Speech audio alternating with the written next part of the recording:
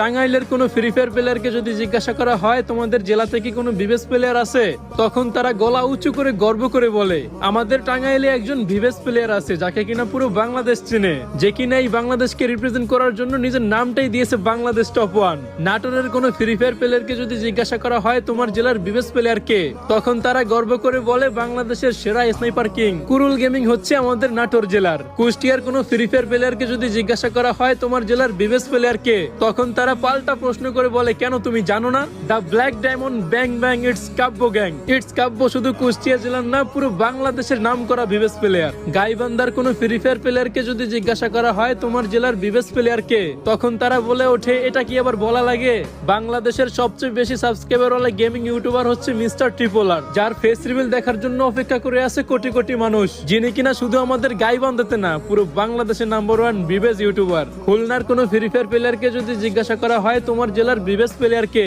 তখন তারা এক কথায় বলে ওঠে বর্তমানে টিকটকে যে কাঁপাইতাছে ট্রেন্ডিং সেই আমাদের খুলনা জেলার একমাত্র বিবেস ইউটিউবার একে মিরাজ গেমিং। নোয়াখালীর কোনো প্লেয়ারকে যদি জিজ্ঞাসা করা হয় তোমার জেলার বিবেস প্লেয়ার কে, তখন তারা বলে ওঠে আমার জেলার বিবেস প্লেয়ার হচ্ছে জিডব্লিউ সিয়াম ভাই। আর আমাকে যখন কেউ জিজ্ঞাসা করে যে তোমাদের ভোলা জেলার বিবেস প্লেয়ার কে, তখন আমি হতাশা ভরা চোখ নিয়ে নিচের দিকে তাকিয়ে বলি আমাদের ভোলা জেলায় কোনো বিবেস প্লেয়ার নাই। তোমাদের কার কার জেলায় কোনো বিবেস প্লেয়ার নাই আর কার কার জেলায় কোন কোন বিবেস প্লেয়ার আছে আমি কমেন্টে দেখতে চাই।